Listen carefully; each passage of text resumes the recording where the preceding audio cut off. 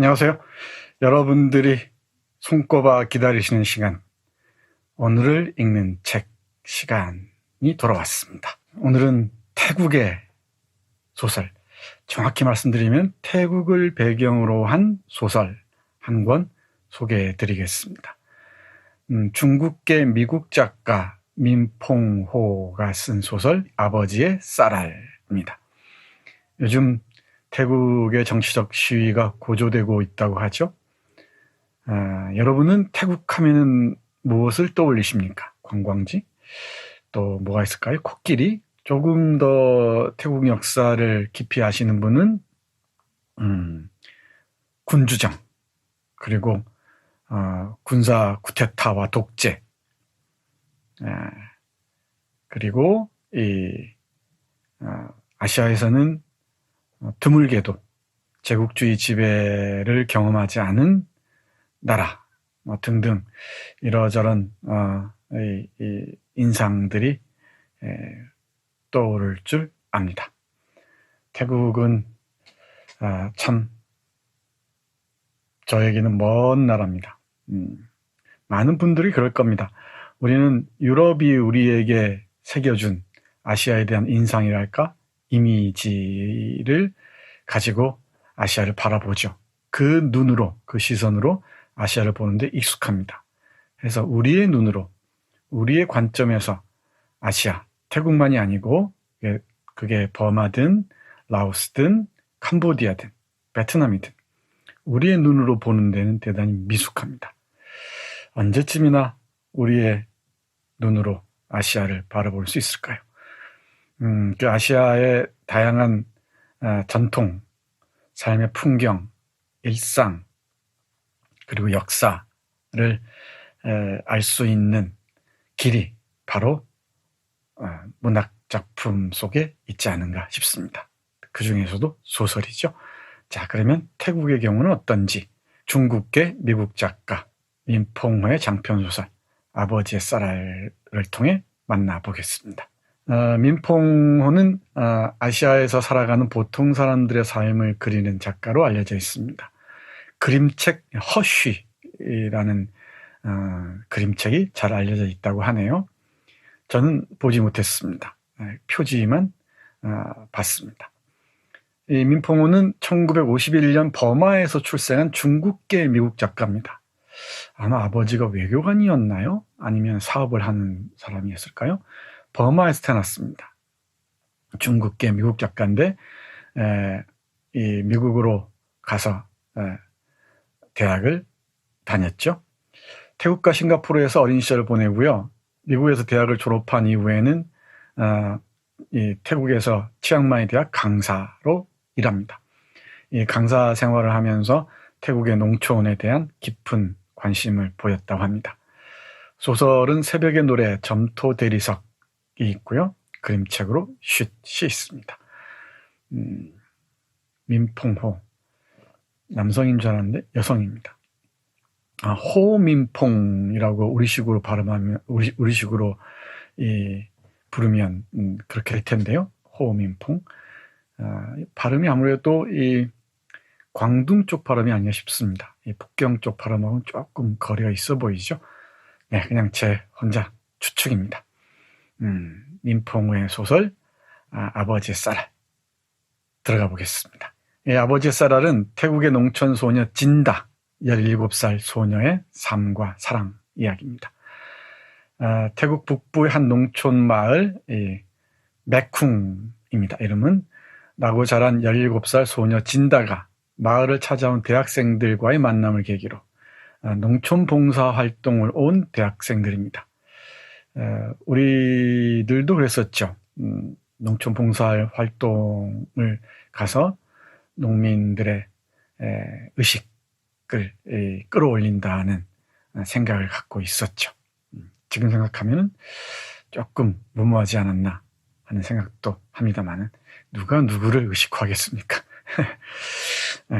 그런데도 7, 80년대는 꽤 심각했습니다. 태국도 예외가 아닌 것 같습니다.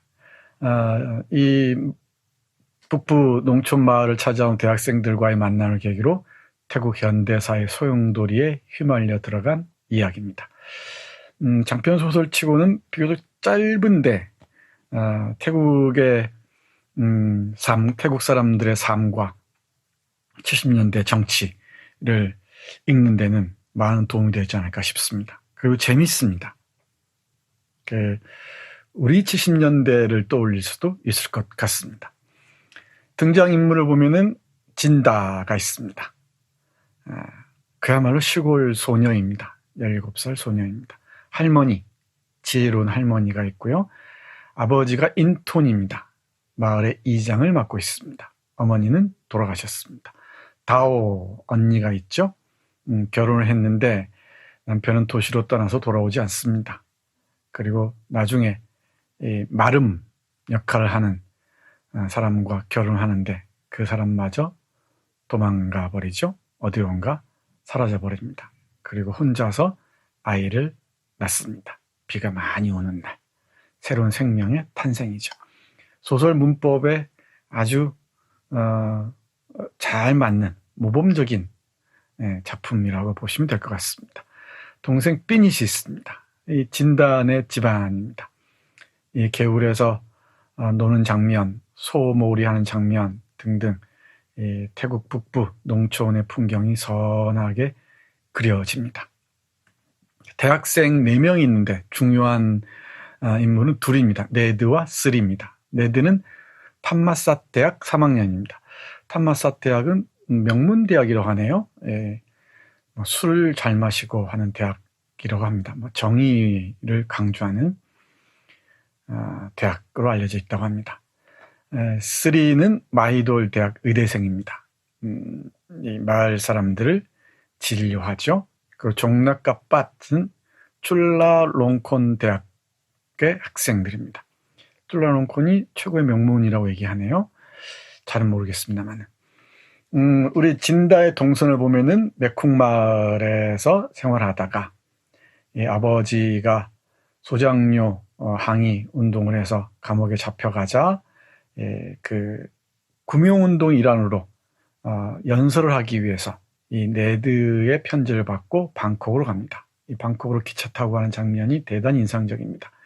방콕에서 오가면서 본 방콕의 풍경도 오랫동안 기억에 남습니다. 그리고 탐마삿 대학살 사건을 보고 다시 메쿵마을로 돌아와서 자신의 삶을 일구게 됩니다. 전체 줄거리 금방 보이죠? 네, 어렵지 않습니다. 근데 또 여러분들이 나무라실 줄 아는데 이 책 역시 절판됐다고 하네요. 이 귀한 책들이 너무 빨리 절판이 돼요. 출판사에서는 의혹을 가지고 간행을 하는데 번역자도 그렇고요. 독자들이 손길을 내밀지 않으니까 어쩌겠습니까? 절판할 수밖에요. 제 동무가 하는 유명한 출판사가 있는데 그 출판사에서 책이 워낙 팔리지 않으니까 10톤 트럭 4대분을 다 파쇄해서 처분했다고 하네요. 그 자식을 묻는 아마 마음이 그렇지 않을까 싶은데 참 책을 안 읽습니다. 매체 환경이 달라져서 그렇거니 하다가도 조금은 서운한 이 느낌을 어쩔 수가 없습니다. 이 책 한 권이 나오기까지 얼마나 많은 공을 들였겠습니까? 근데 몇 명 손길도 만나지 못하고 사라졌으니 이 책의 입장에서 보면은 얼마나 서운하겠습니까? 근데 헌책방 뒤지면 아마 나올지도 모르겠습니다. 네, 그러면은 본문 속으로 들어가 보겠습니다. 조금만 보겠습니다. 이 소설의 핵심에 소장료 투쟁이 있습니다. 대학생들이 와서 특히 네드가 부당한 소장료 징수에 저항해야 한다라고 얘기하죠. 그리고 진다의 아버지 인톤 역시 네드에게 동의하죠.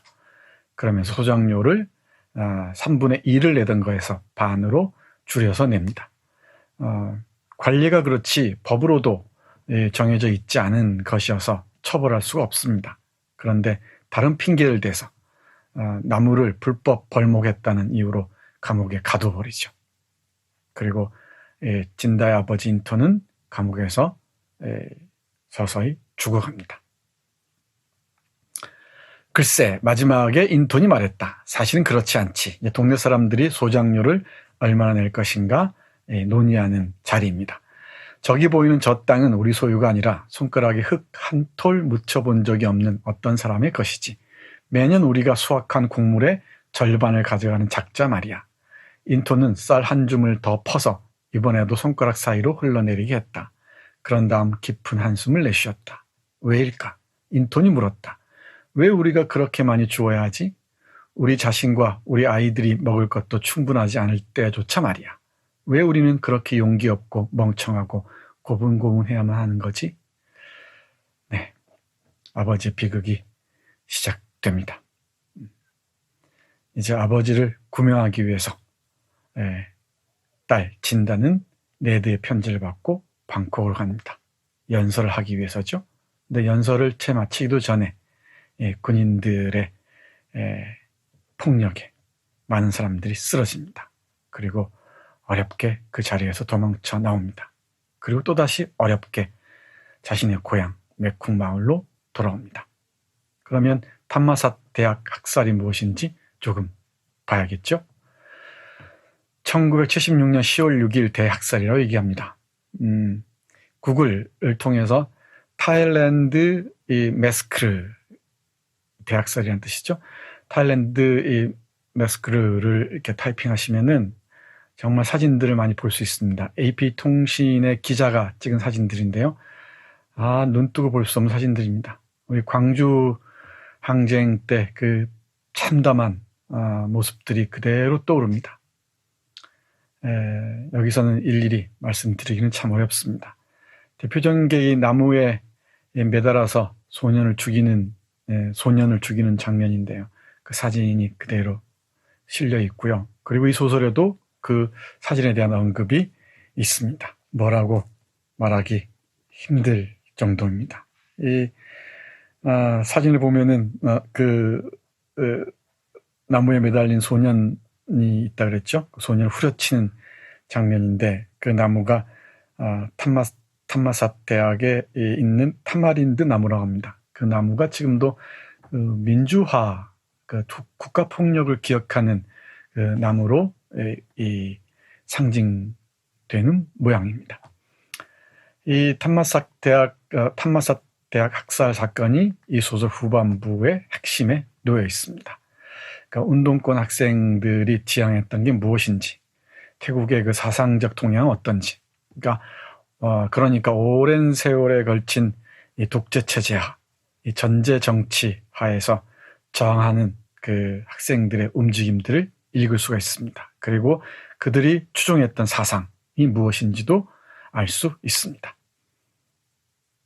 여기서 하나하나 말씀드리지 않겠습니다. 이 진다가 이 네드의 방에 갔을 때 걸려있는 사진이 3장입니다. 마르크스, 레닌, 마오쩌둥. 그러면 학생들의 이 사상적 경향성 파악할 수 있겠죠. 지금도 태국 북부에는 공산주의 게릴라들이 활동하고 있다고 합니다. 이 소설에서도 그와 관련해서 언급이 했는데 네드가 공산주의자들, 그 게릴라들이 있는 곳으로 떠나죠. 그런데 진다는 함께 가자는 걸 뿌리치고 마을에 남습니다. 자신은 삶을 이어가겠다고 얘기하는 거죠. 태국 현대사 얘기할 때 빠뜨릴 수 없는 사건이라고 말합니다. 탐마삿 대학 학살 사건. 자, 그러면 이 소설에서는 이 사건을 어떻게 기술하고 있는지 일부만 보겠습니다. 상당히 상세하게 그리고 있는데요. 일부만 보겠습니다. 진다의 눈에 포착된 학살 장면입니다. 거대한 불길이 탐마삿 대학 정문 앞에서 피어올랐고 불꽃은 하늘을 핥으려는 듯이 혀를 날름거렸다. 절뚝거리며 그곳을 지나가는 동안 진다는 절대 보지 않으려 애썼지만 결국 보고 말았다. 사방으로 일렁거리는 불꽃 아래에는 길게 늘어진 팔과 하늘 향해 있는 손바닥, 까맣게 그을린 손가락 끝이 튀어나와 있었다. 근처 땀바닥에는 한 쌍이 깨진 안경알이 그 불꽃을 되비추며 반짝였다. 엉킨 발들이 불길 바깥으로 튀어나와 있었는데 어떤 발은 맨발이고 어떤 발은 아직도 발끝에 검게 탄 샌들을 걸치고 있었다. 어떤 사람들이 그 불에 고무 타이어를 던져넣자 불꽃은 더 높게 치솟으며 광란의 춤을 추었다. 저 멀리 앞쪽에서 군인들이 선홍빛 피로 얼룩진 하얀 블라우스를 입은 어린 소녀를 이미 시체들로 빽빽한 앰뷸런스 안으로 떠미는 것이 보였다. 참담한 풍경입니다. 네. 우리가 프랑스 혁명만 기억하고 미국의 독립전쟁만 기억하고 그렇죠? 그런데 아시아에서 어떤 투쟁이 있었는지는 정말 깜깜합니다. 이상하죠. 왜 그럴까요? 우리가 아시아인이면서 왜 우리는 아시아에 대해서 이렇게 무심한 것일까요? 이 시간을 통해서 여러 차례 아시아에 관한 얘기를 했었는데 다시금 저도 이 아시아에 대해서 가마득히 몰랐다는 것을 절감하게 됩니다. 네, 다음 볼까요? 무엇이 진짜인가? 이제 네드가 도망쳐 와서 메쿰으로 와서 진다를 찾아옵니다. 그러면서 함께 게릴라들이 있는 곳으로 가자고 말하죠. 진다는 거절합니다. 이 사랑과 이 투쟁 그리고 이 마을에서의 자신의 삶 복잡다단하게 얽혀 있었겠죠. 문장을 보겠습니다. 무엇이 진짜인가? 자, 네드가 얘기합니다. 하지만 너도 알지 않아? 다른 방법은 없다는가? 네드가 말했다. 무력만이 지배계급을 전복하고서 정의와 평등을 성취하는 유일한 방법이라는 거.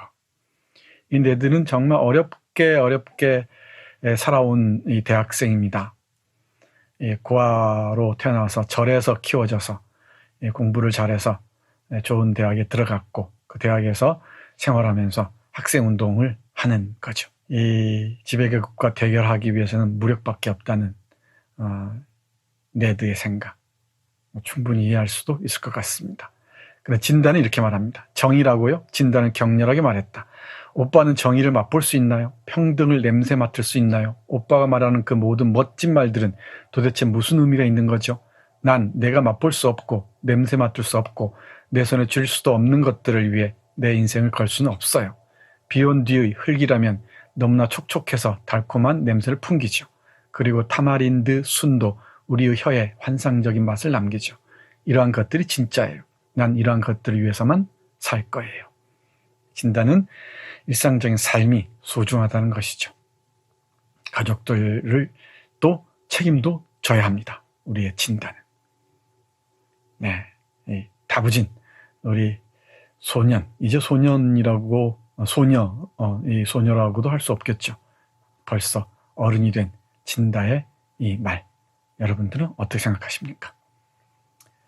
둘은 헤어집니다. 그리고 가물었던 이 마을에 비가 내리고 언니 다오의 아이가 태어납니다. 그리고 이 진다는 아버지의 무덤에 가서 아버지를 화장한 그 재를 비에 뿌립니다. 생명의 새로운 약동을 기약하면서 말이죠. 자, 마지막으로 태국 북부지방의 전통적 작별의식 보겠습니다. 소설 읽다 보면은 참 모르는 것들 많이 배우죠. 이 태국의 자연 환경들, 나무들, 꽃들, 풍속들, 춤, 그죠? 그리고 정치 상황은 물론이고요. 다양한 것을 알게 되는데, 저는 이 부분이 대단히 인상적이었습니다.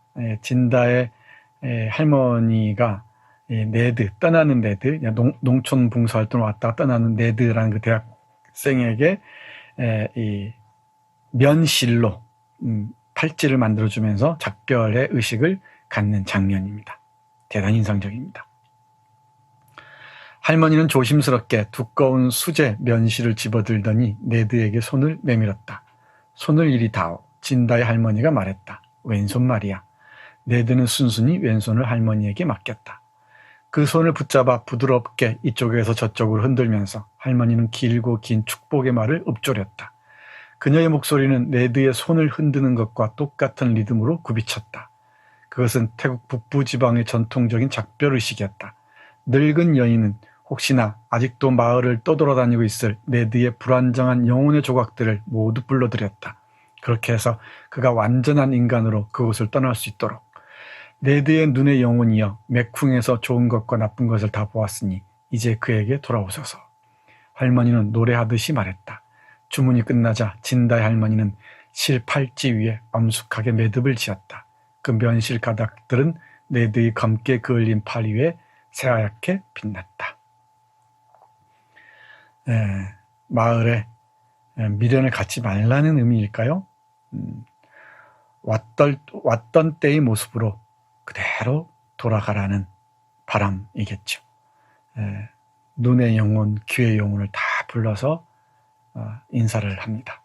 그리고 완전하게 왔을 때 모습으로, 완전한 모습으로 떠나라고 기원하는 것입니다. 참 아름다운 작별의식이죠. 소설 읽는 재미가 이런 데 있습니다. 머리에는 어떤 꽃을 꽂는지, 소몰이는 어떻게 하는지. 네, 오늘은 잠깐 태국을 떠올리면서 중국계 미국 작가 민퐁호의 소설 아버지의 쌀을 함께 했습니다.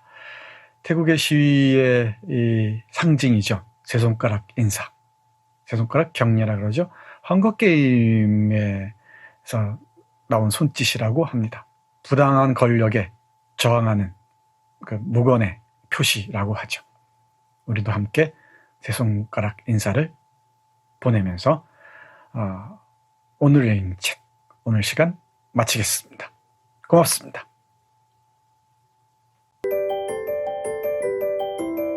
기